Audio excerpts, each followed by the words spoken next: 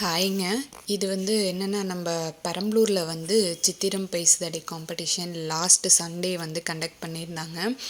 Open to all தான். எந்த இடம்னு பார்த்தோம்னா, ராஜேஸ்வரி சின்னமணி மஹால் திருச்சி டு சென்னை ஹைவேஸில் இருக்க அந்த ஆன் தி வேல நியர்பை நம்ம தனலட்சுமி ஹாஸ்பிட்டல் அந்த லைனில் சாய்பாபா கோவில் பக்கத்தில் இருக்க அந்த மண்டபத்தில் ஆர்கனைஸ் பண்ணியிருந்தாங்க.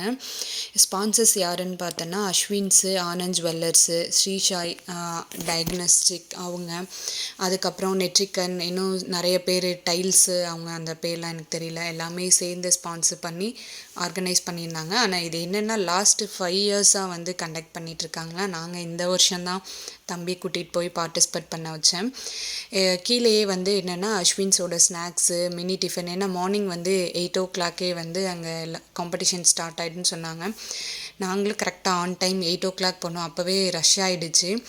ஆனால் 8:30 வரைக்குமே பசங்க வந்துகிட்டே இருந்தாங்க. அரவுண்ட் 2200 ஸ்டூடெண்ட்ஸ் மட்டுமே பார்ட்டிசிபேட் பண்ணதாக அவங்க சொல்லியிருந்தாங்க.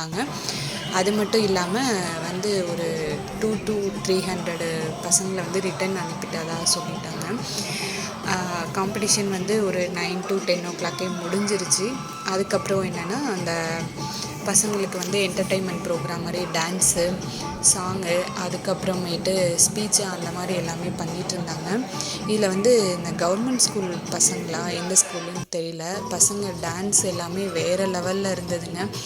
அது இல்லாமல் இந்த ஜென்ரேஷன் பசங்க ஸ்டேஜ் ஃபியருங்கிறது சுத்தமாக இல்லைங்க. நம்மளை கம்பேர் பண்ணும்போது அவங்க வாலண்டியராக நாங்கள் பண்ணுறோம், நாங்கள் செய்கிறோம் அப்படின்னு முன்னாடி பண்ணுறது ரொம்ப நல்ல விஷயமா இருக்குது.